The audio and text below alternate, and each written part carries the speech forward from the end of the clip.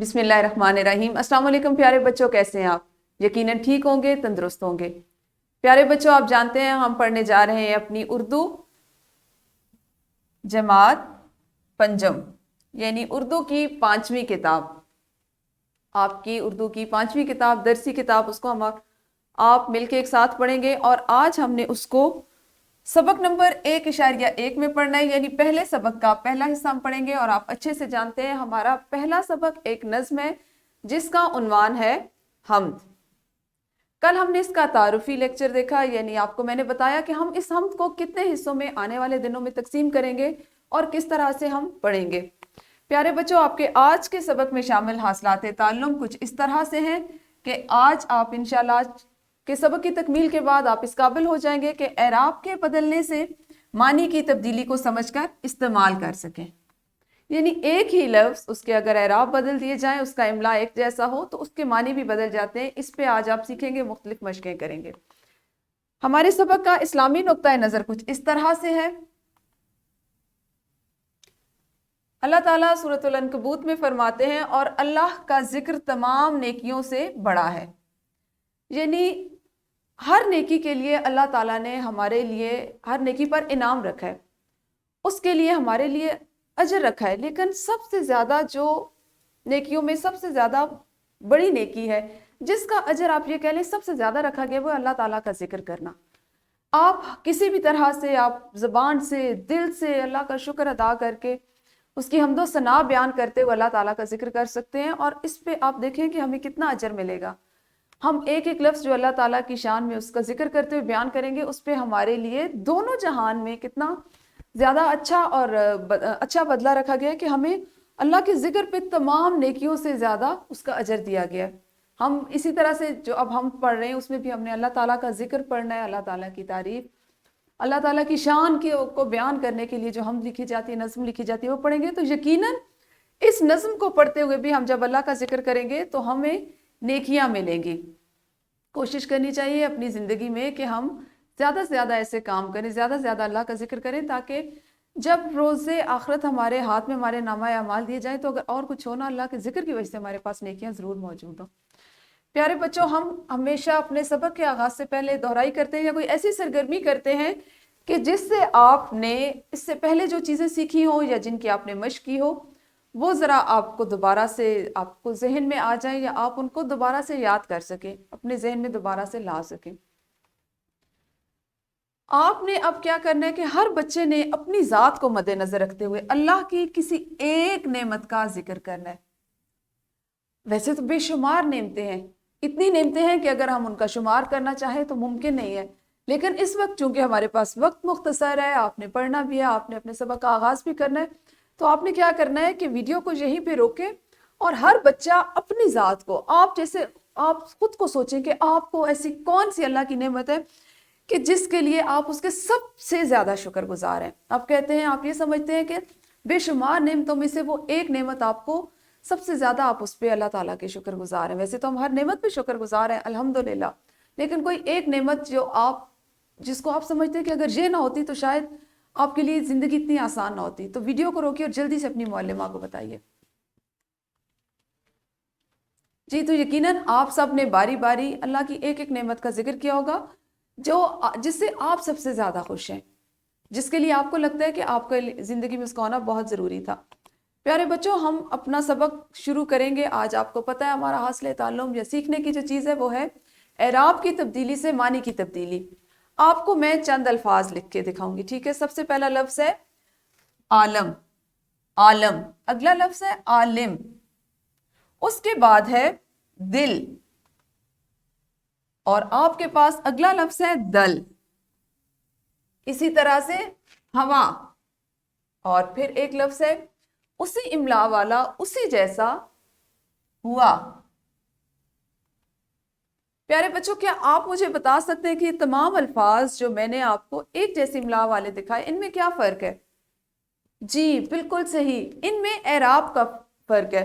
جیسے ایک لفظ ہے عالم، اس کے اوپر زبر ہے، اسی املا کے ساتھ مختلف اعراب کے ساتھ، یعنی پہلے لفظ میں زبر ہے تو دوسرے میں زیر ہے، اس کا جو اس کی ادائی ہے، اس کا تلفظ ہے، وہ بھی بدل گیا۔ عالم اور عالم، عالم اور عالم یعنی دنیا اور علم والا.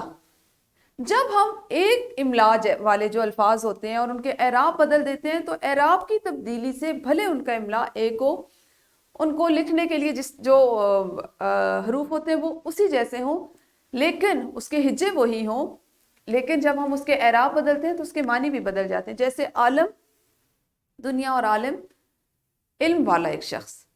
اسی طرح سے اس پہ آپ دیکھیں دونوں کا املا بالکل ایک جیسا ہے، دونوں کے ہجے ایک جیسے ہیں، دونوں ہے سے شروع ہوتے ہیں، واو اور الف، 3 حروف سے مل کے بننے والا یہ لفظ ہے ہوا اور ہوا.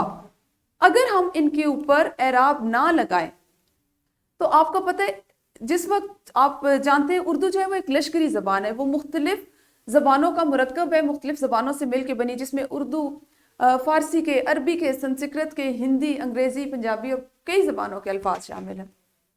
ترکی الفاظ زیادہ شامل ہیں کیونکہ یہ وہاں سے زیادہ اس میں ہمارے پاس الفاظ ہیں. ٹھیک ہے، اگر آپ دیکھیں کہ ہمارے پاس جب ہم ایک لفظ کو صرف اس کے ہجے کرتے ہوئے یا اس کے حروف کو ملا کے ایک لفظ لکھتے ہیں اور اس پہ اعراب نہ لگائیں تو ہم جس وقت لکھ رہے ہوتے ہیں یا ہم کسی کو لکھتے ہیں خاص طور پر تو ہمیں نہیں پتہ چلتا کہ ہم نے اس لفظ کو کیا لکھا اور ہمارا وہاں پہ مطلب کیا ہے.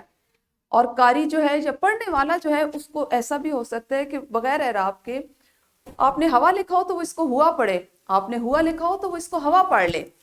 تو اس لیے جب اردو زبان ہم لکھتے ہیں تو لکھنے میں خاص طور پر اعراب کا خیال رکھا جاتا ہے تاکہ ہم لفظ جو جس معنی میں لکھنا چاہ رہے ہیں، جو اس جملے کے مطابق یا جس عبارت میں ہم لکھ رہے ہیں، جو اس کا مطلب ہمیں مطلوب ہے یا جو اس کا مقصد ہے اس لفظ کا، وہ صحیح سے ادا ہو، پڑھنے والا اس کو اسی لفظ کو پڑھے، اسی میں اس کا معنی اس کی سمجھ میں آئے اور وہ اسی طرح سے اس سے فائدہ حاصل کر سکے. اس لیے اعراب کا اپنی لکھائی میں خاص طور پر لگانا آپ بالکل اس کو ضروری سمجھیں یا بہت اس کی اہمیت سے آپ اندازہ کریں کہ اعراب اگر نہ ہو تو ہمارے لفظ کیا سے کیا بن جائے. آپ نے ہوا لکھنا اور آپ اس کو اعراب کے بغیر لکھنے تو پڑھنے والا اس کو ہوا پڑھتا رہے تو مطلب کیا سے کیا ہو جائے گا.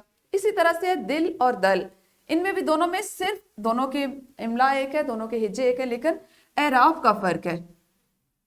تو پیارے بچوں، اپنی بات کو واضح انداز میں کسی تک پہنچانے کے لیے جب آپ اس خاص طور پر میں آپ سے بار بار یہ بات کریں، جب آپ اس کو لکھ رہے ہوتے ہیں تو اس وقت اعراب کا خاص طور پر خیال رکھا جاتا ہے.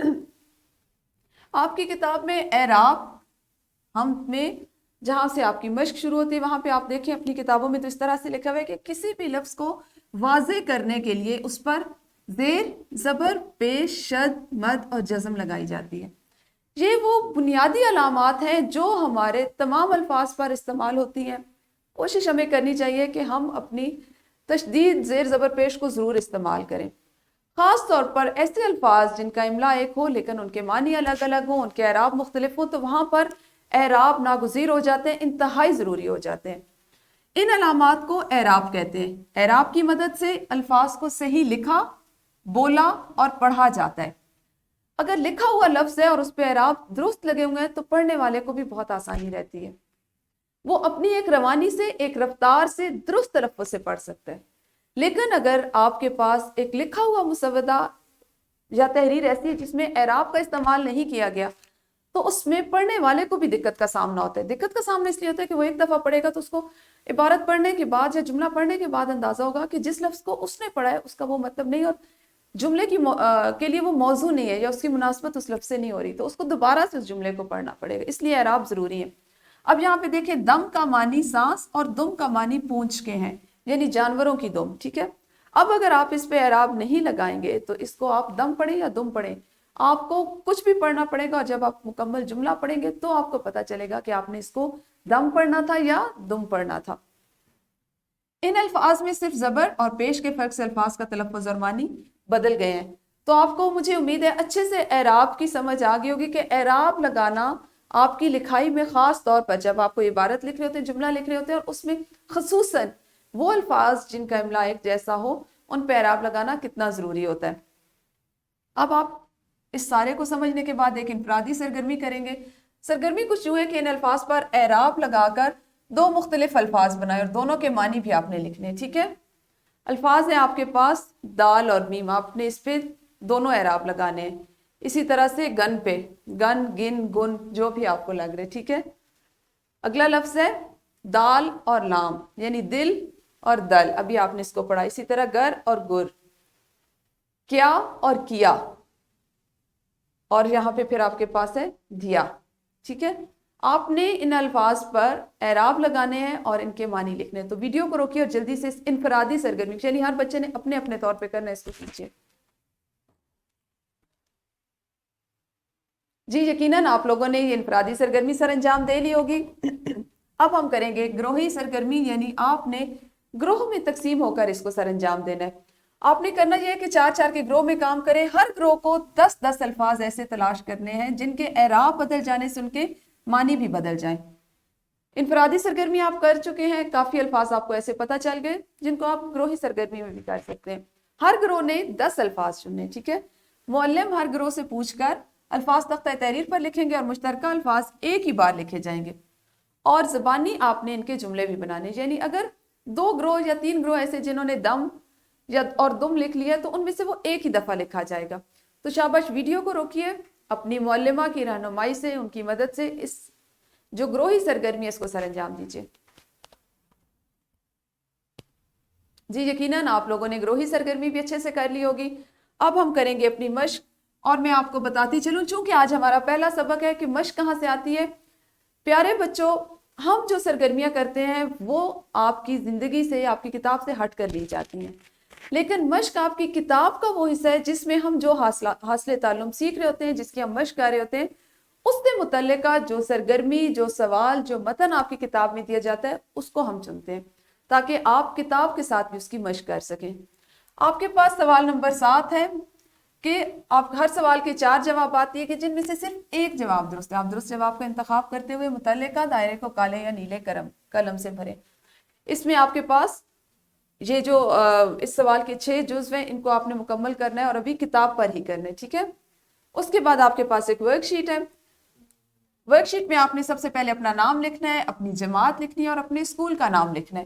اس کے بعد اس کا سوال نمبر 1 ہے کہ ان الفاظ پر 2 مختلف اعراب لگا کر نئے الفاظ بنانے اور ان کے معنی لکھنے ہیں. ٹھیک ہے، ایک لفظ لکھا گیا، ان پہ آپ نے 2 اعراب لگا کر، مطلب ایک یہاں لکھیں گے، اس پہ اعراب لگائیں گے، پھر اسی لفظ کو دوسرے اعراب کے ساتھ یہاں لکھیں گے. ٹھیک ہے، اور دوسرا سوال ہے کہ اوپر دیے گئے سوال میں جو نئے الفاظ آپ نے خود بنائے ان کو جملوں میں استعمال کر کے ان کا فرق واضح کرنا ہے. تو یہ تھا ہمارا آج کا سبق جس میں آپ نے اعراب سے متعلق سیکھا کہ اعراب کی ہمارے لکھنے میں اور پڑھنے میں کس حد تک ضرورت ہے، کتنی اس کی اہمیت ہے، اور اس کے بغیر ہماری تحریر کا وزن اور اس کا مقصد کتنا بے معنی اور ہلکا ہو جاتا ہے.